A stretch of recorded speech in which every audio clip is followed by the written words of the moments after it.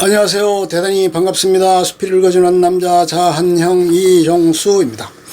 이번 시간은 942번째 시간으로 1번 물어 29라는 글을 읽어드리겠습니다. 1번 물어 29 신상목. 일본 무역 놓고 경쟁하던 영국과 네덜란드, 스페인에 대항하기 위해 1619년 공조체제 구축. 영국, 네덜란드가 납포한 일본 주인선에서 카톨릭 신부가 발견한 히라야마호 사건 계기로 일본 내 기독교 탄압 가속화. 네덜란드 보요시 인도네시아 암본섬에서 영국 상관원들과 일본인 용병들 처형.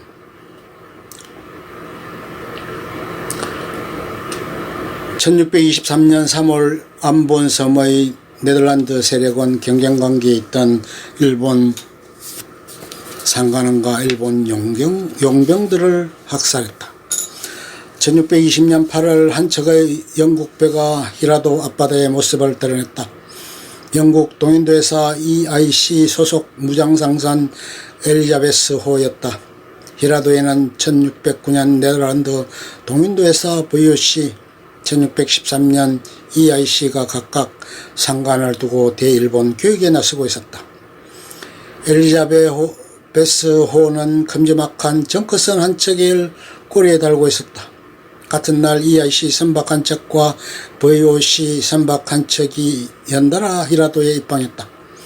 VOC 선박과 EIC 선박이 사이좋게 일본에 내항하는 것은 그때까지 보기 어려운 장면이었다. VOC와 EIC는 1605년 VOC의 인도네시아 암본 진출 이래 동아시아 일대에서 향신료 무역을 두고 치열한 경합을 벌이며 무력 충돌도 마다하지 않은 견원지간이었기 때문이었다. 두 회사 간의 알력 다툼은 장소가 일본이라고 다르지 않았다. 바로 한 해 전 해인 1619년에는 VOC 선박이 EIC 선박 두 척을 납포한 채 히라도에 입항하여 큰 소동이 벌어진 적도 있었다. 서로 번과 막부를 상대로 호소전에 나서 일본인의 골치를 썩였다. 급기야 영국선은 일부가 강금체인 VOC 상관을 탈출하여 EIC 상관으로 도피하자 VOC가 그 보복으로 EIC 상관을 습격하는 무력 충돌 사태까지 발생했다. 수백 명이 무기를 소지한 채 난동을 벌여 히라도 주민에게 큰 불편함과 혼란을 초래했다. 참다 못한 영주 마스라 다카노부가 무력 진압을 위협하고 나서야 사태가 진정될 정도로 VOC와 EIC는 일촉즉발의 대치관계에 놓여 있었다. 영국, 네덜란드 공조체제. 대스페인 독립전쟁에서 동맹관계를 맺고 있던 영란 양국은 VOC와 EIC의 무역 경쟁을 완화할 정치적 협약이 필요했다. 영국의 제임스 1세와 네덜란드 연봉 의회는 두 회사를 종용하여 방위협정을 체결토록 했다.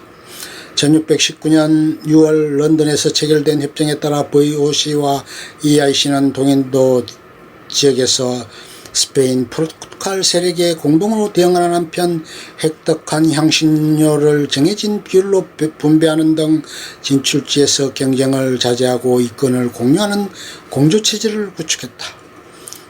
히라도에 입성한 영란 선박은 런던 협정에 따라 1620년 5월 양측 소속 상선 각 5척인 총 10척으로 구성되어 바타비아에서 출항한 연합선단의 분견대였다. 이들의 주요 임무 중 하나는 중동국 해역에서 경쟁국 상선을 납포하는 것이었다. 주된 타겟은 교전 상대국 스페인, 포르투갈 상선이었고 중국, 일본 등 제3국 선박은 원칙적으로 납포 대상에서 제외되었다. 다만 마닐라를 왕래하는 중국 상선은 적국과 내통한다는 이유로 예외적으로 납포를 허용하는 지침이 내려졌다. 엘리자베스호는 목적지인 히라도로 향하는 도중 대만 해협에서 마침내 마닐라 향로를 운항하던 저크선을 발견하고 이를 납포한다. 중국배인 줄 알았던 이 정크선은 사카이 출신 상인 히라야마 조친 지휘하에 마닐라를 다녀오던 일본의 남방 주인선이었다. 하라야마서는 쇼군의 주인장을 발급받은 공인 무역선으로 바타비아의 지침대로라면 납부 대상이 아니었다. 그러나 엘리자베스 5 성조원 임금할 때 선박 화물칸에서 유럽인들이 발견되자 상황이 일변했다. EIC 측은 이 유럽인들을 가톨릭 선교사로 단정했다. 가톨릭 선교사들은 검교령에 따라 일본 입국이 금지된 상태였다. EIC 측은 불법을 저지른 상선은 보호 대상이 아님을 들어 히라야마 주인선을 히라도로 예인한 후 납포의 정당성을 주장했다. 기독교 탄압과 무역 규제의 시작. 기독교 탄압을 감행한 쇼군 도쿠가와 히데타다. 당시 일본의 대외 무역은 주인선 무역을 경영하는 일본 국내 세력 구유럽세인 포르투갈, 스페인, 신유럽세인 영란 3파전 양상이었다. 오랜 기득권을 구축해온 전자의 두 세력에 비해 후발주자인 영란은 고전을 면치 못할 구도였다.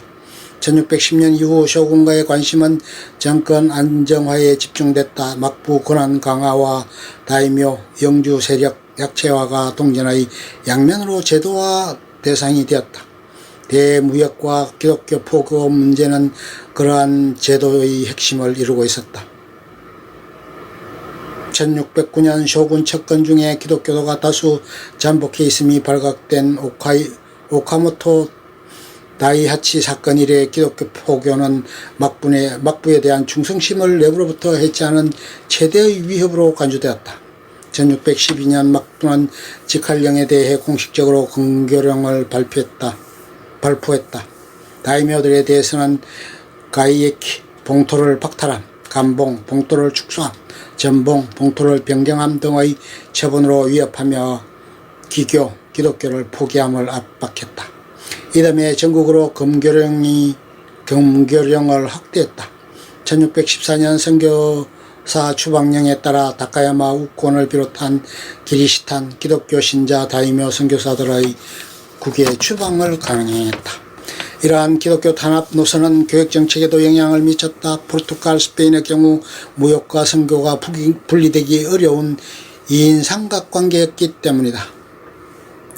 선교사 추방령에도 불구하고 포르투갈, 스페인 선교사들은 미륵국 시도가 끊이지 않았다.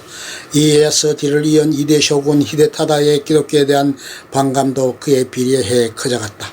1616년 히데타다는 포르투갈, 스페인 선박의 기항지를 나카사키 영란 선박의 기항지를 히라도에 한정하는 금령을 내린다. 이른바 바테렌 금제 봉서 발령이다.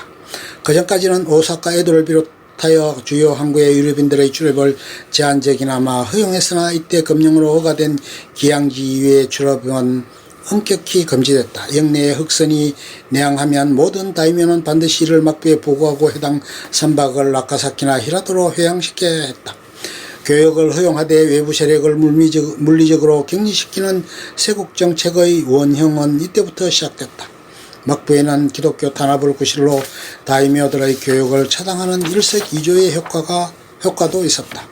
가톨릭 세력의 초조감, 1617년 추방당한 것으로 보고된 선교사가 버젓이 일본 국내에 체류함을 알게 된 히데타다는 규슈 다이묘들에게 선교사 색출과 채용을 지시한다. 이에 따라 4명의 선교사가 오무라 가문의 영지에서 발각되어 참수됐다. 에도 막부 성립 후 최초의 선교사 채용이었다.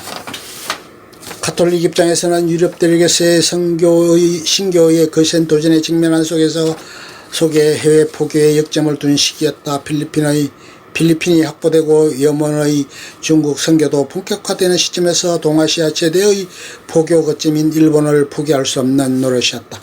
남만 무역이 가져다주는 경제적 이익이 신교국 영란 진출로 일본에 대한 레버리지로서의 의미가 점차 상실되자 가톨릭 세력은 초조함이 커져갔다. 1617년 선교사 채용 사건 이후에도 마카오와 마닐라에서 경쟁적으로 선교사가 잠입하자 막부의 불쾌감과 가톨릭 세력의 초조함이 부딪혀 파열음을 내는 상황은 긴장을 넘어 파국으로 치닫고 있었다. 그 틈을 파고든 것이 선교사에서 자유로운 영국과 네덜란드였다. 보이오시 상관장 야크스 벡스와 EIC 상관장 리처드 콕스는 1610년 이래 막부의 정책 기조와 그에 따라 파생되는 이해 구도를 속속들이 파악하고 있었다. 이들은 히라야마 사건에서 대일본 무역 우위를 점할 수 있는 절호의 기회를 포착했다. 이들에 의해 히라야마 주인선 사건은 나포의 적법성 여부를 넘어 대일 무역 구도에 큰 파급 효과를 불러오는 일대 사건으로 발전했다. 끝. 좋으면 좋아요, 구독, 알림 설정 눌러주세요. 감사합니다.